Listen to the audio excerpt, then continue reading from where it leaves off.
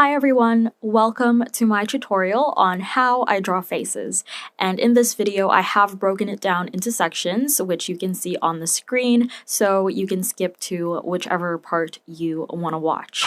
But before we get started, I do want to say that this video is sponsored by Skillshare, and I want to thank them for sponsoring another one of my videos. If you guys haven't watched the previous ones that I've done with them, they will be in the cards section.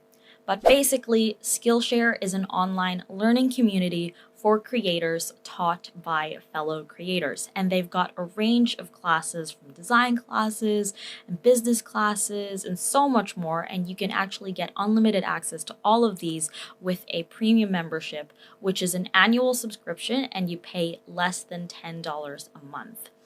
What I actually love about this platform is that some of the teachers can provide a worksheet or a project or an assignment for you to do, and you can post it back on the platform and get feedback from the teacher as well as from people who are also watching the class. So I do think it's really good value for money, and it's a really great resource that I highly recommend.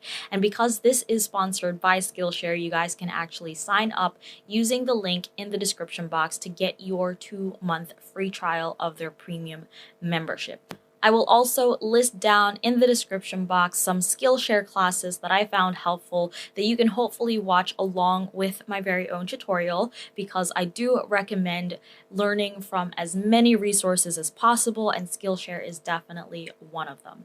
And once again, they are all in the description box, so please check them out. Now, moving on to the tutorial. Let's start with drawing the head. And I like to use two main shapes, the first one being the circle. And the size of the circle that we're going to draw pretty much defines the size of the head. So the smaller the circle, the smaller the head. And the bigger the circle, the bigger the head. And the next shape is the inverted triangle. And the height of this triangle actually defines the shape of the jaw that we want to draw. So for example, for a pointy jaw, we'll have to draw a tall triangle. However, a square jaw is a short triangle. And the next thing I like to take note of is the distance between the circle and the inverted triangle, because changing this distance can help us create a range of face shapes, such as an oval face shape, a square face shape, and a triangle face shape.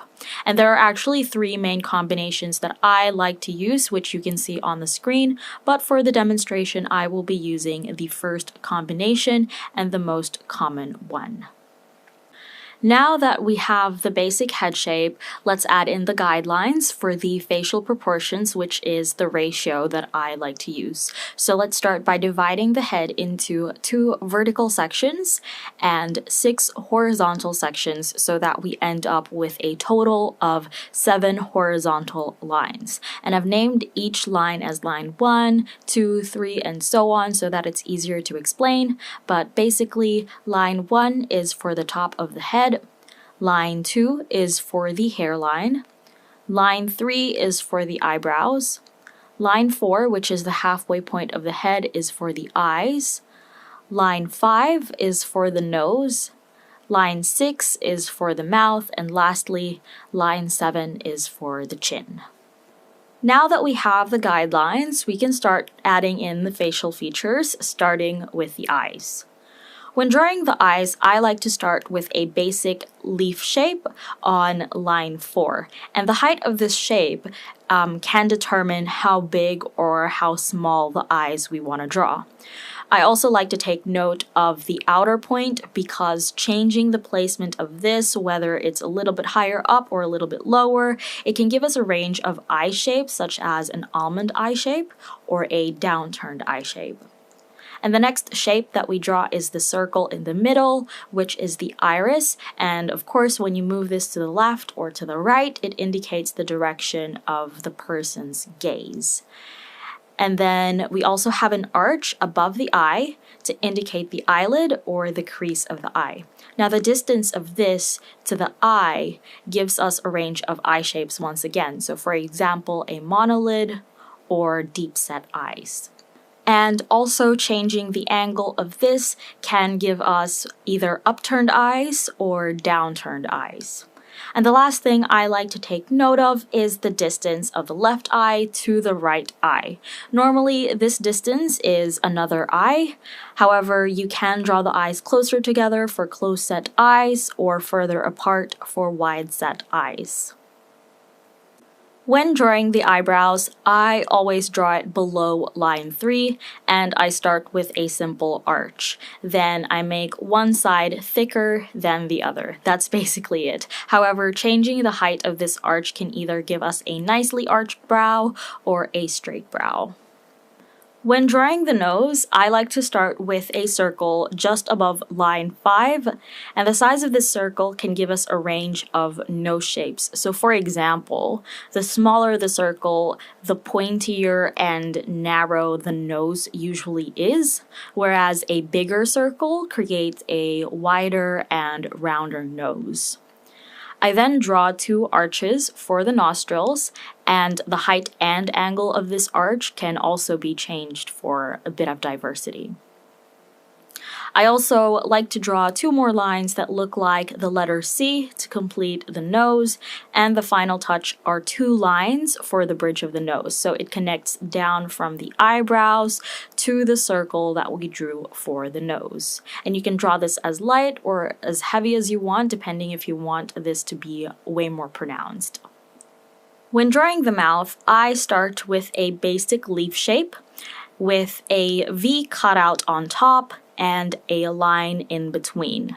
And I draw this on top of line 6, and the width of this is normally wider than the width of an eye.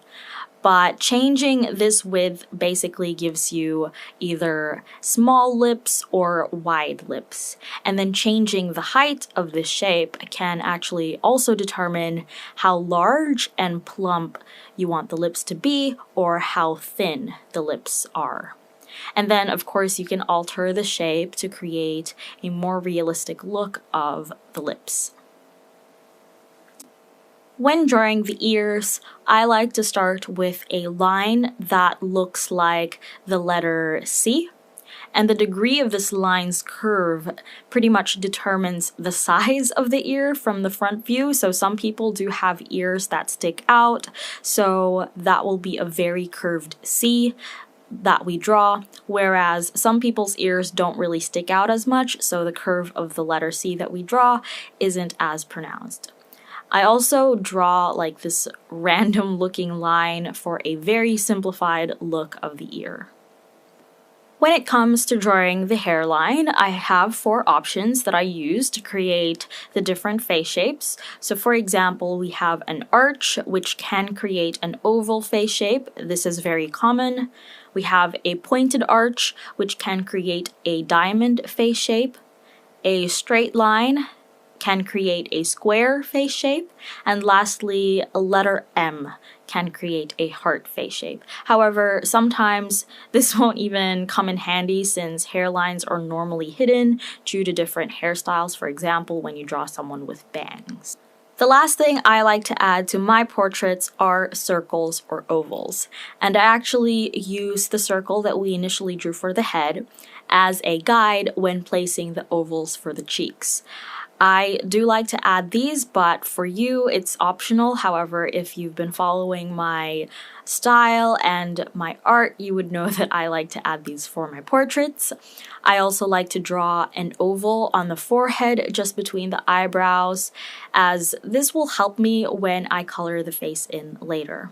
And then lastly, I like to add a circle on the chin just underneath the mouth, as this one helps me shape the jaw.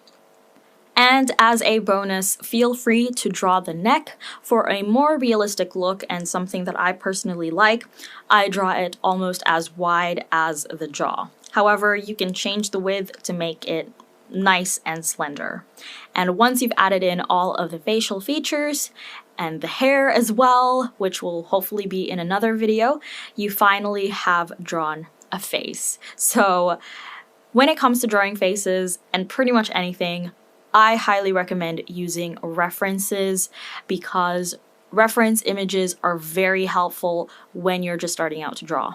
And it also gives you an idea of the diversity in faces, face shapes, and facial proportions. So I do hope that you've got an idea of what the basics are and how you can change that up through this video. I also highly recommend practicing regularly to try out other combinations and pretty much to experiment with the guidelines that I've shown you in this video. There are honestly no rules. Anything that I've showed you in this video only serves as a guide. So technically, it is up to you whether or not you want to follow them. But I do hope that you have found this helpful. In the description box are some links to resources and an exercise sheet that I've also included. And lastly, of course, I hope that your main takeaway from this is to have fun, because that's the most important part of drawing. Have fun and enjoy the process. So if you like this video, and I hope that you did, if you found this helpful, and I also hope that you did, please give this video a thumbs up, leave a comment in the comment section down below of anything you'd like to see from me in the future, because I would like to bring this channel back to life. Subscribe if you haven't already for more content from me. Feel free to share this video as well. And thank you so much for watching, and I will see you in my next one.